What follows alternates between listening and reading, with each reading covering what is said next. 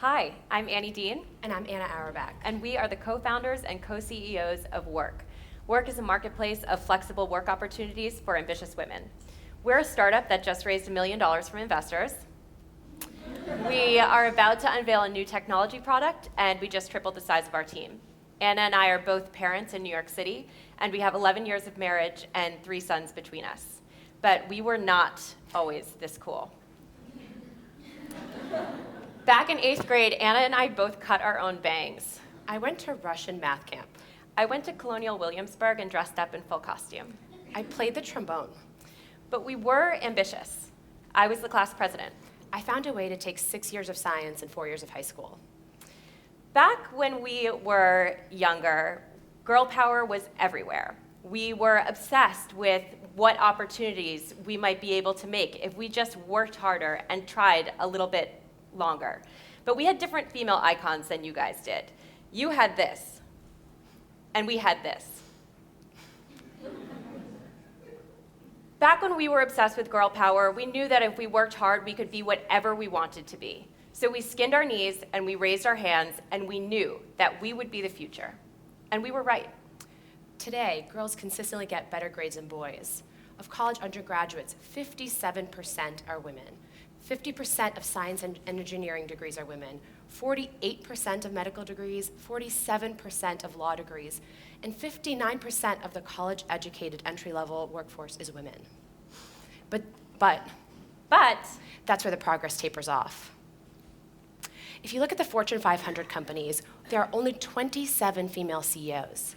And if you look at the S&P 1500, which is just a longer list of big companies, there are more CEOs named John than there are women altogether.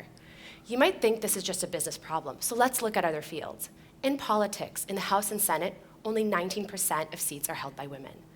Fine, politics aside, what about startups? We have a startup.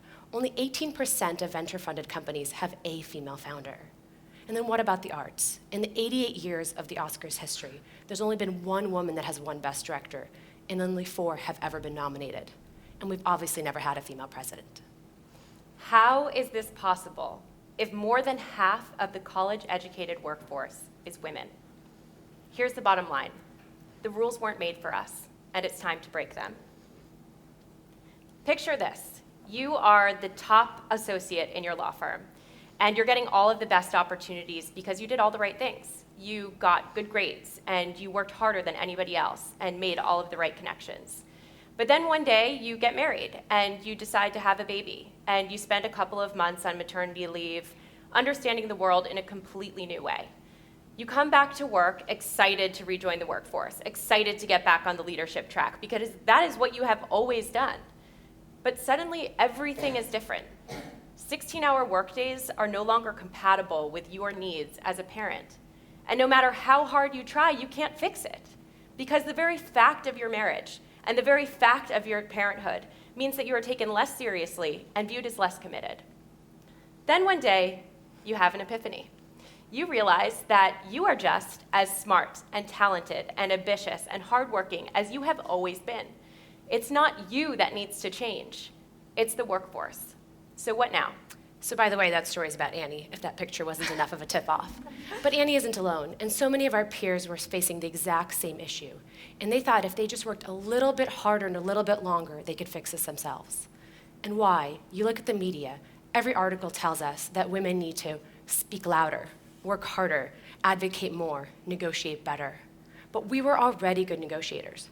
We had mentors, we had sponsors, and we worked harder than anyone else. So what was really going on here? What caused women to be underrepresented in leadership in every single industry? To really get to the root causes, we decided to stop reading the news and start looking at the data. We spent a year talking to hundreds of women. We interviewed dozens of companies to understand their gender diversity goals, and we read every single academic article on women in work. And here's what we found. We found 2 things. Number 1, structural issues are forcing women to quit the workforce. And number 2, there's an absolutely easy and simple solution, and that is flexibility. Over 30% of the most talented women leave the workforce entirely, and so many opt down to non-leadership track roles. Of the women that leave the workforce, 70% would have kept working if they had flexibility. And a recent study showed that women value flexibility over and above almost every single job factor in their job search, over pay, title, location, even job function. But today, there's no place to find flexible jobs. So here's the problem. Nobody understands what flexibility is. Companies are treating flexibility like it's a lifestyle perk, like office cereal, or a personal favor given out to specific individuals. In reality, flexibility is a low-cost, high-impact strategic tool that helps retain and advance women and get them to leadership over time. So how did we solve this? We took all of our research and we came up with a definition. Flexibility, noun, is a set of agreed-upon terms between an employee and their employer at the outset of an employment arrangement used to modify and enhance traditional work structures in order to create, and here's the key word, compatibility between an employee's needs and an employer's objectives. Flexibility is not eating granola in cashmere pajamas. It is embracing ambition and self-care and care for others equally and without prejudice or fear of reprisal. Flexibility is the future of feminism. Annie and I realized that we could use technology to help advance women, and so Werk was born. Our startup Werk is a marketplace of flexible and ambitious job opportunities. We empower women to build the careers they deserve while honoring the lives that they want to live. 3 things happen when you give women access to flexible and ambitious jobs. First, flexibility keeps women in the workforce, advancing them to leadership over time. Second, flexibility is just good for business. Companies that have a gender-diverse leadership are 15% more likely to outperform their peers. And third, flexibility is good for society. When women are represented equally in leadership, something magical happens. Equal representation. When you put women's voices and give them the same chance that men have in the places where decisions are actually made, in boardrooms, in the media, on set, in Congress, and in the Oval Office, we can eliminate gender inequity wherever it lives. So what now?